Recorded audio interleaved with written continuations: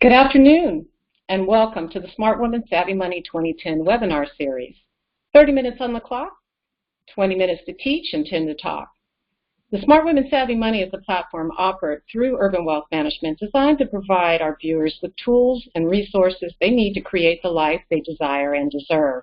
We cover a variety of topics, including, of course, financial-related issues and topics and lifestyle. Our calls are always held on the second Thursday of each month from 1 to 1:30 Pacific time. As you can see from the webinar wall, we've got some great topics and speakers lined up over the next few months. Next month, we'll have an estate planning attorney, Sona Tatians, on tap, who will be there to enlighten us about the topic of how to include caring for our pets in our estate plan.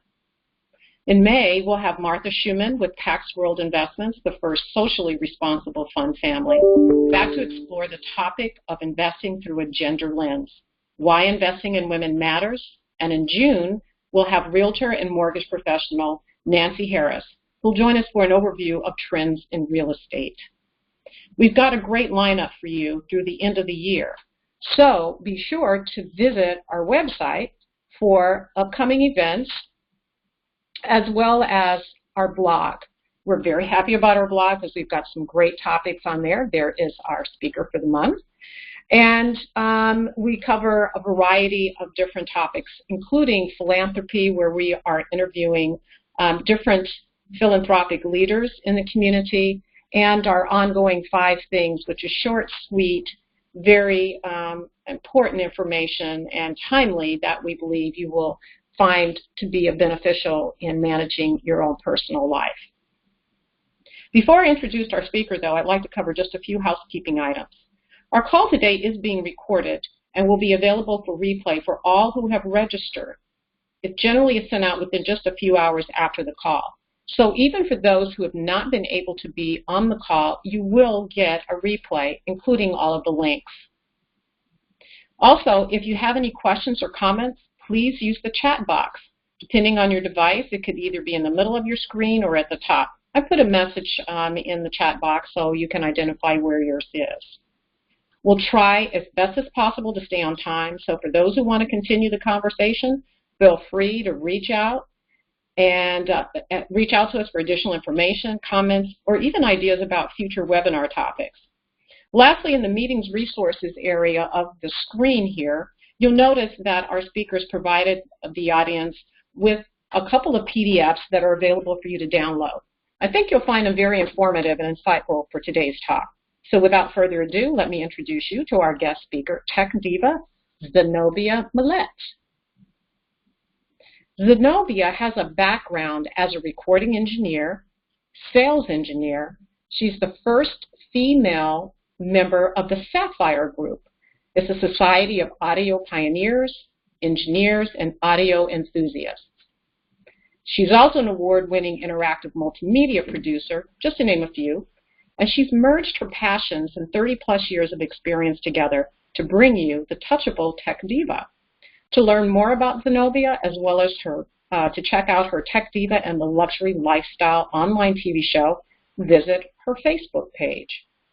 Zenobia's world of technology, mad passion for jazz, and the pursuit to live passionately dominates most of her time. She's the mother of 2 gorgeous women and Nana Z to 5 equally gorgeous grandchildren. With that, welcome, Zenobia. We're happy to have you back. Thank you. I'm so thrilled to be back. It's been quite a great experience and a lot of fun, and actually it keeps my brain cells working too. Yeah, so passwords, you know, we all suffer from these. And I decided to take on the topic because of the latest experience that I had with a client when he needed to make changes to his website and couldn't get in touch with his web developer, and then had to make all kinds of calls to get his user ID and password. So I said, that's it. Let me tackle this. So here we are. You know, we've got all these multiple devices, and we've got to log in and use our passwords with our shopping sites, our news sites, entertainment, just everywhere. And it takes us a little while to get to the information that we're trying to get to, and it's exasperating. And then some of us don't really want to use our Facebook password with an unrelated website that a lot of the websites want you to do because it's convenient, but then there's ramifications to that. So needless to say, we have all kinds of passwords. We write them on pieces of paper, and you know what happens to those pieces of paper. Or we think we can remember our own attempts at cryptic codes to come up with cryptic codes and try to remember them, and that gets kind of complicated. And then also a big deal is every time we need to upgrade our software on our devices, we have to put in a user ID or password. So a lot of times critical updates don't happen because we don't know where our user ID or password is. And we keep ourselves in jeopardy that way. And then, of course, we're told that we need to change our passwords regularly, like every month or so. And do we do that? Doesn't happen. So we end up, keeping passwords a bit too long. Okay, so signing in. Why do we have to sign in? There's a lot of reasons for that. The obvious reasons, of course, you can think of, and so I won't go through all of those on the security side. I will bring up some other issues with that as well in a little bit.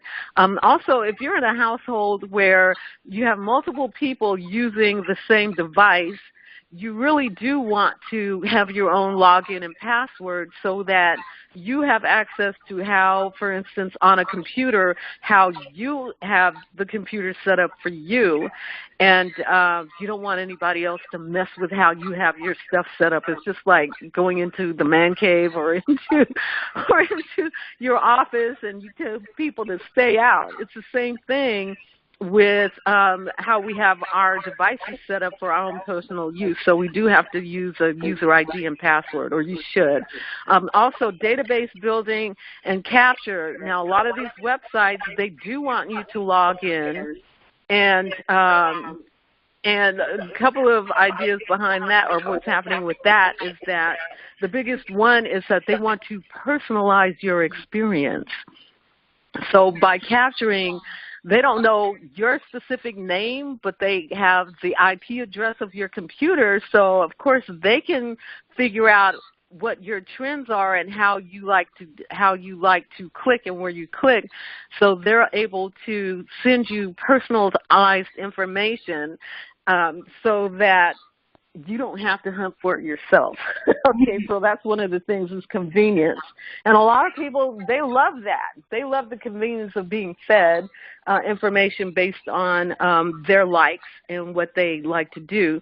And then the other big reason is that it's money. It's your email or your logging on to that website is the holy grail that they seek so that they can have you as a number to be able to get advertising dollars and do advertising buys. So it's important to them. But more importantly to you is logging in helps to slow down the hackers. So you see the picture there of a hacker actually, trying to hack into your email or into your website. And so logging in, that helps to slow that down. I'm going to cover that in a little bit later. So some of the common mistakes that we make with our passwords is, number one, bad passwords. Okay, stop the 1, 2, 3, 4, 5, 6 or the 55555. Yeah, no, stop. And then don't use your full name. Don't even use your phone number. Don't use your house address. Okay, stop. Okay, you have to have more sophisticated passwords than that now. And the other thing is that we make them too short because it's convenient. But no, we have to make them longer, 13 characters minimum. And there's a reason for that number 13 in terms of algorithms, that you do want to look at making passwords a lot longer and also put in special characters. Although there are some sites that if you put in special characters, they don't work. So if you do have an issue sometimes with creating a new password, take out the special character and put letters and capitals and put numbers instead, and it should probably work. Okay, our other mistake is that we have this stuff scattered everywhere, as I mentioned on the pieces of paper.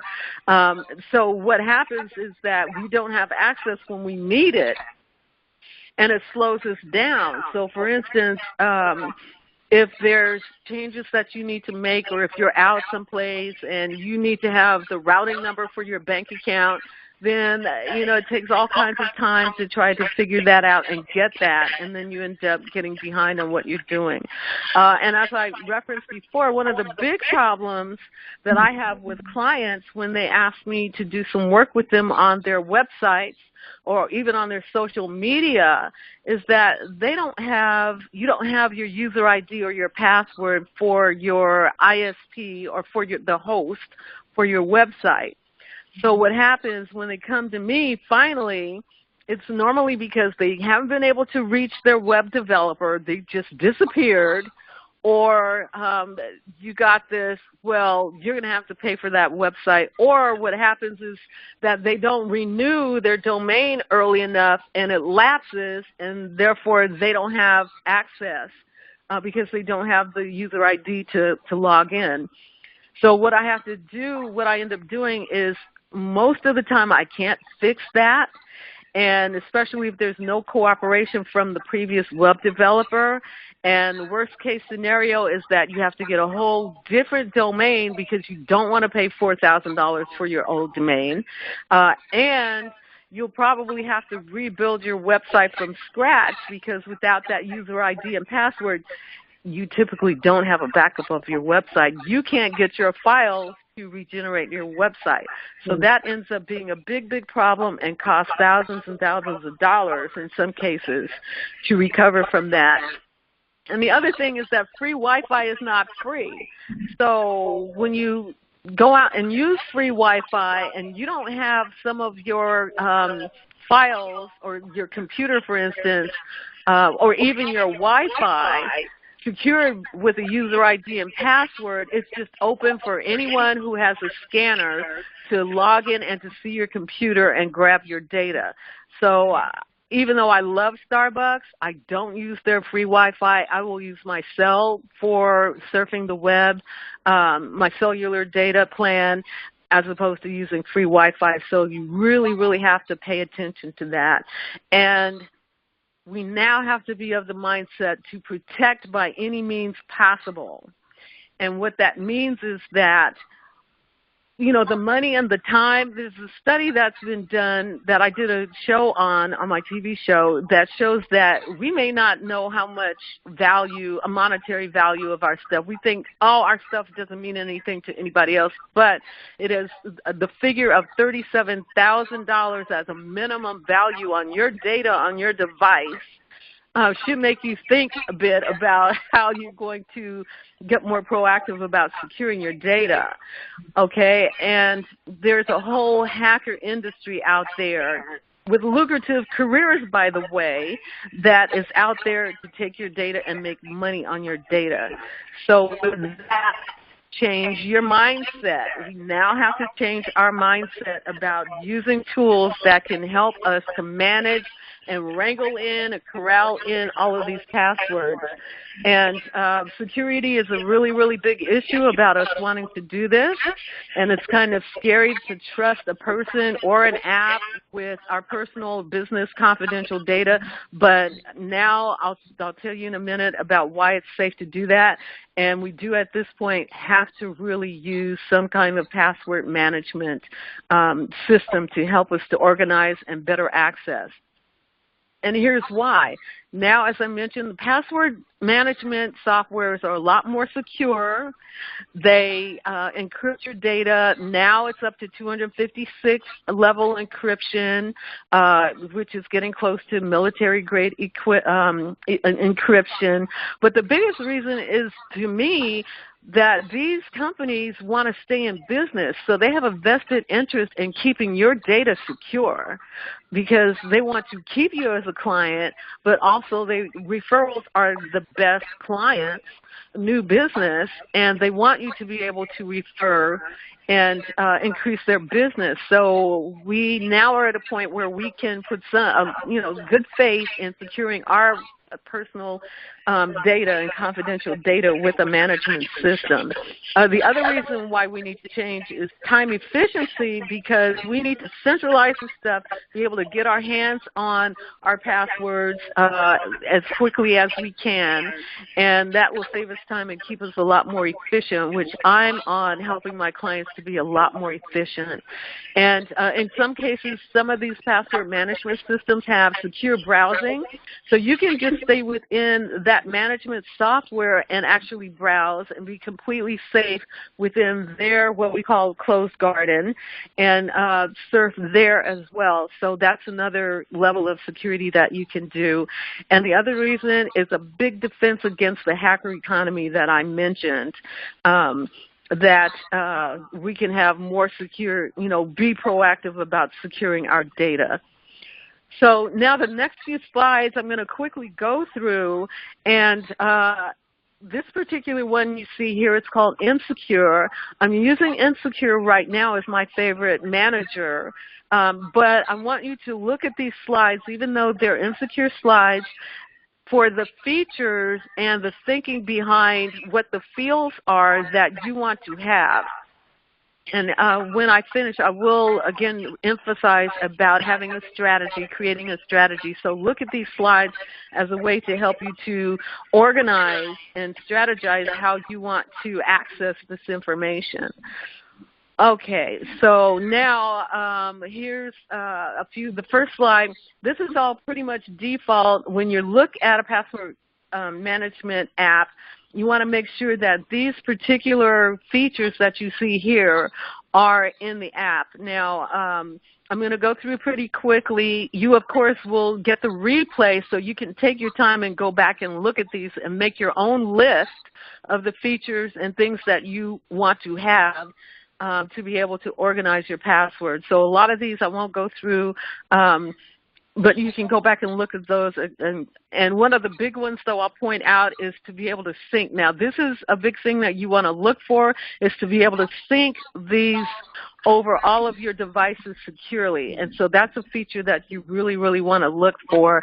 The third slide there on the right, it says enter password. That is a master password, and that's the one place where I want you to at least print out or have this in a secure place that is not on one of your devices, because it's the master for entering into your password management software. So if you don't have this one, then and you forget it, then you're going to have a hard time accessing your password information.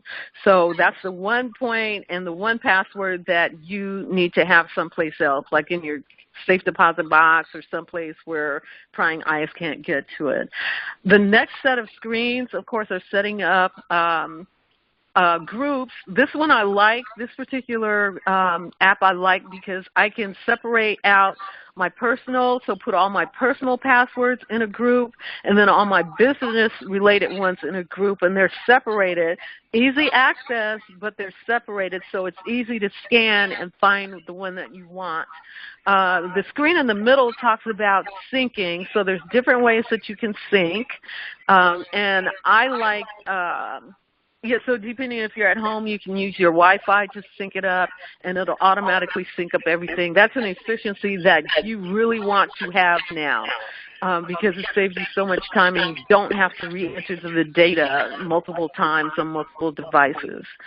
Okay, the next screen will show you some of the typical categories of information that I set up. The first one is a banking type, and so if you can look there, you can see it has the branch number, it has the online user ID, it has the routing number. I love this because sometimes I have to have the routing number, and there's different ones, and how to do wire transfers, and of course you can maybe think of other fields, but this I set up, I customized this.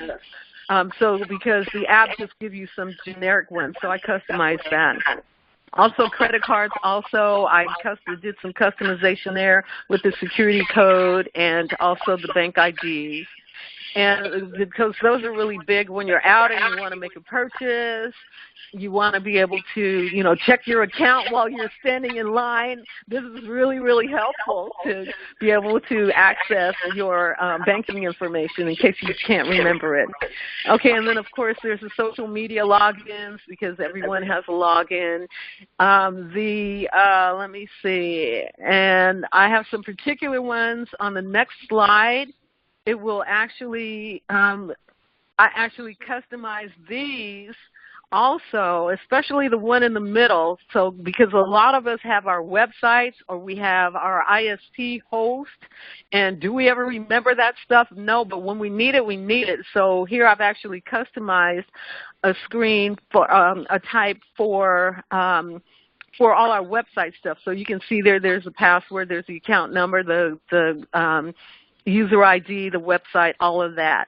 And, of course, on the left, I jumped over, but this is important, too. When you're setting up your emails, you want to know if it's a POP3 email or if it's an IMAP, all of that. You can now enter all of that information in, so when you have to go to another host, you actually know what kind of email you have. And then, of course, the one on the right is all the generic, website for the news sites and shopping sites and all of that kind of stuff. Actually, I customized one for a shopping site, but I don't have it there.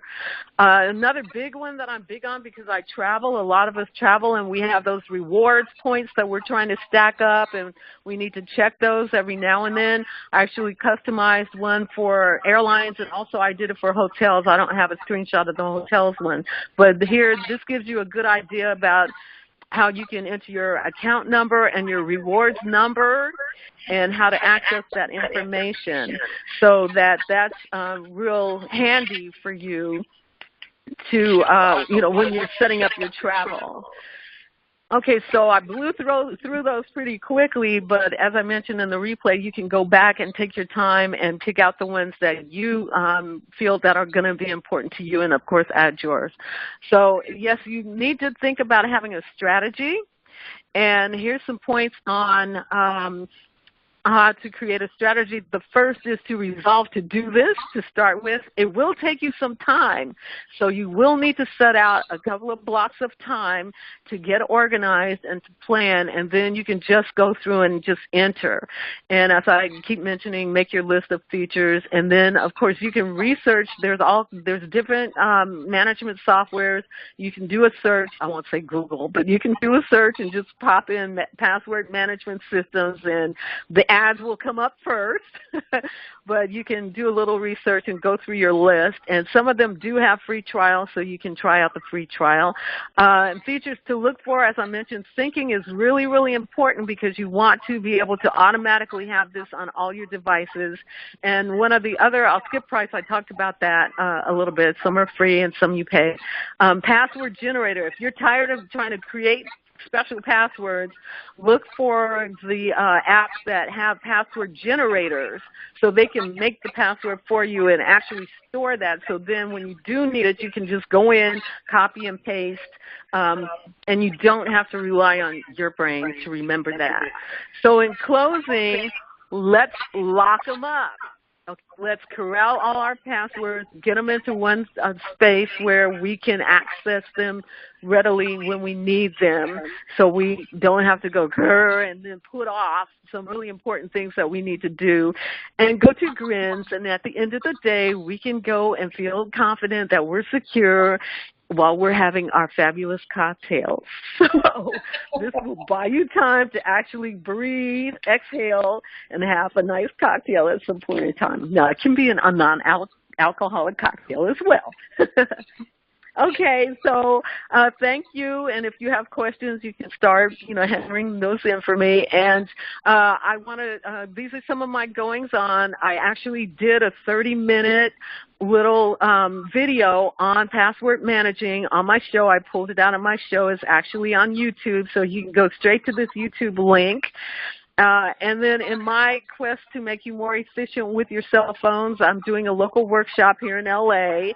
And thank you to Renee, because I will be moving these to webinars, so wherever you are, you'll be able to participate in a webinar. And I also do private, so I can do privates by Skype. We don't have to do one-on-one personals, but we can do one-on-ones by using the technology that we have on our phones now or on our devices. And you can get more information on my Facebook page. And here's some information about my online TV show.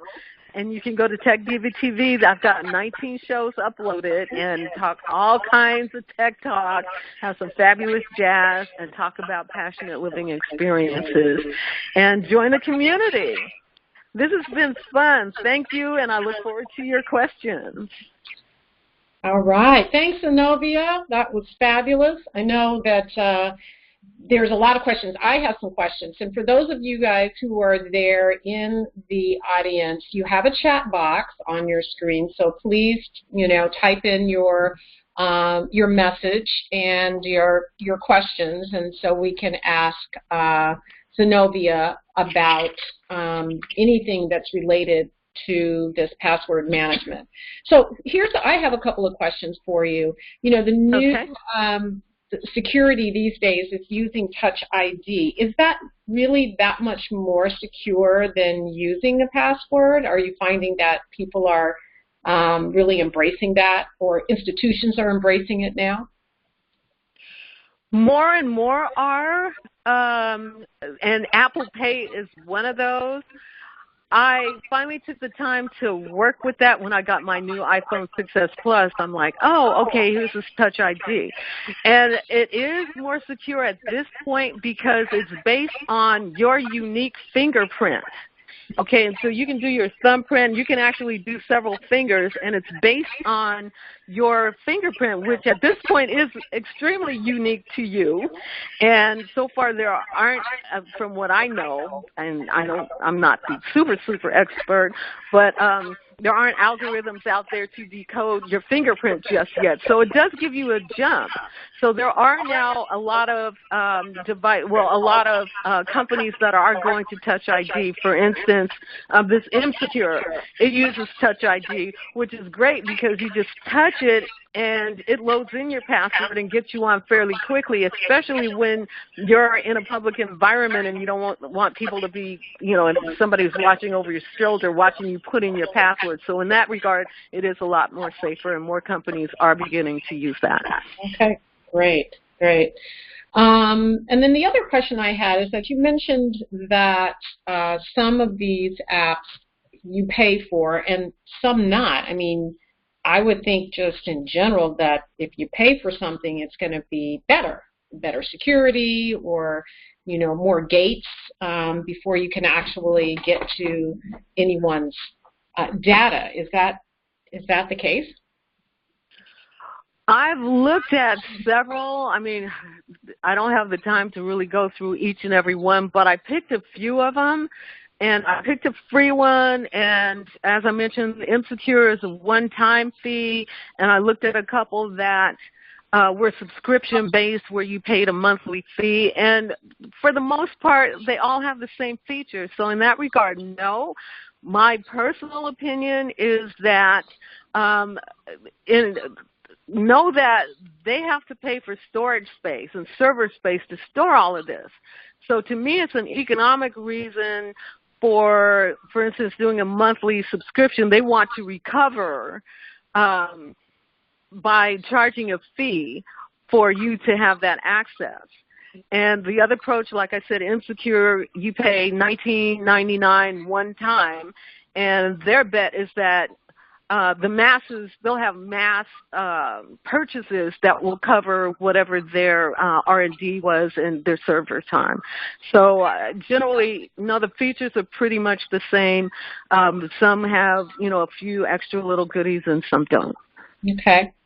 All right. We have one question from our audience, and this is kind of an interesting take on this, so you may or may not be able to answer the question, but the question is, who should we share our passwords with, and good places to put that information. So let's say you use this storage system, then something happens to you, become incapacitated, or you pass away. How do you let other individuals know that you have this management tool, and then you certainly don't want them to necessarily access it during the time when you are still competent. Around. So, yeah. So you have any thoughts about that?